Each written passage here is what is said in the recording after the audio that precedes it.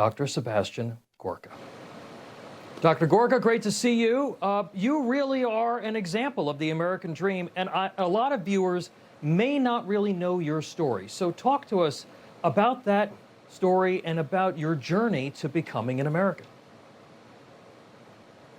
Well, thank you for this opportunity on this most momentous of days, celebrate 250 years in the life of the greatest nation the world has ever seen. A nation that sometimes isn't fully appreciated by those who are blessed to have been born here. As you mentioned, I am an immigrant, a legal immigrant to the United States. My parents escaped a communist country during the revolution in Hungary in 1956. I came here in 2008, having married a beautiful American lady. And I still get shivers down my spine when I tell the story of what happened 9 years ago, the day after the inauguration, the first day of the first Trump administration. It was a Saturday, the inauguration was on a Friday, and I'm walking around the West Wing with my brand new all-access ID. And just 5 years previously, I'd been sworn in at my naturalization ceremony. Where in the world, 5 years after you become a citizen of a nation, are you walking around the president or the prime minister's headquarters? Yeah. Only in America, and I'm blessed to be back here serving the most consequential president of the modern age. Yeah, I was just going to say that I can't think of any other country where someone who immigrated, and particularly immigrated as an adult, could then become a senior advisor to the president. But that is the promise of America, isn't it, for people all across the world? It was, and it still is. Well, it is now, thanks to what the president has done to revivify the shining city on a hill that is Washington, D.C., and that phrase from the Bible that was made so famous by another great president, Ronald Reagan. We love this country. Everybody in the building behind me is here because we love this country. We believe in it. The love of country is back, and we are celebrating it today in a very, very big way with a commander-in-chief who, you know, loves America like nobody else. You mentioned your parents fled Soviet oppression and communism. Doctor, how do we impress upon young people in this country who really have been taught to hate America in many respects, that what they're being taught about socialism ultimately leads to oppression?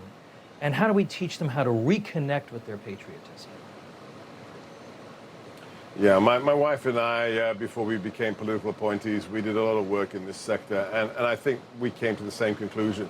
The best way to disabuse the next generation of these indoctrinated ideas that socialism is nice is to tell the story of those who suffered under it. We can't tell the story about the 100 million who were killed by the Marxist ideology from the camps in the Soviet Union to the Khmer Rouge in Cambodia. But those who survived and escaped, my father, you know, just a very simple story. When I was 8 years old, we were at the beach on vacation. He comes out of the sea. He was a great athlete, a big bear of a man. And I saw for the first time ever these lines on his wrists. And I realized he's too young to be wrinkled on his wrists. And I said, "Dad, what's that?" Like an idiot child. And he looked at me with no emotion and said, "Son, that's where the secret police in Hungary tied my wrists together behind my back so they could hang me from the ceiling of the torture chamber before they beat me." Tell those stories about the real suffering of the people in the workers' paradise that is socialism and communism. And maybe the next generation will understand that this is the most pernicious ideology, the most wicked ideology the world has ever seen, responsible for far more deaths, shockingly, than even Hitler.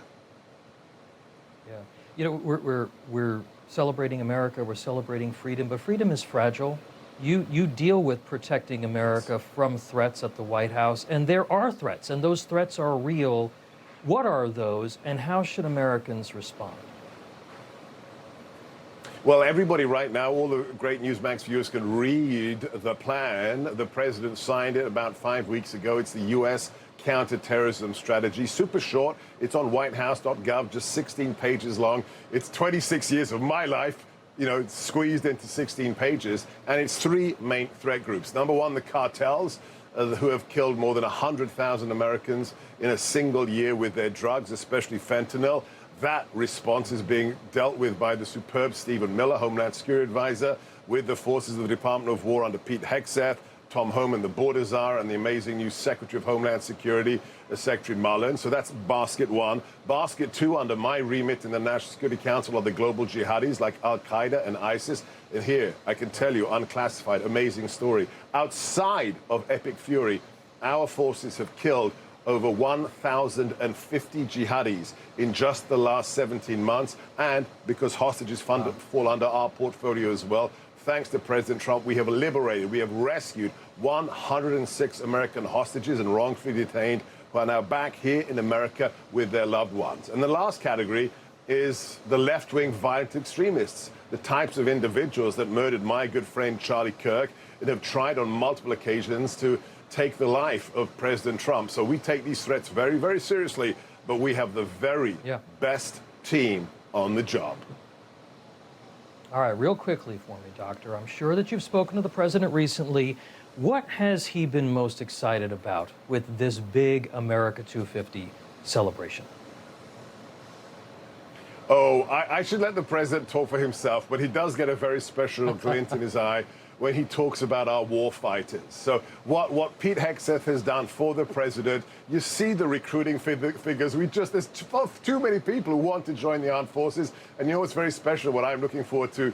Those incredible flyovers. When that stealth bomber with that booming sound flies overhead, escorted by the latest high-tech aircraft, you know America's back and it's peace through strength. He loves that. All right, Dr. Sebastian Gorka, happy Independence Day, sir, and thank you for spending part of it with us. God bless you and the Newsmax viewers. Thank you, my friend. Information. Truth. Is freedom. Is Newsmax. It's real news for real people.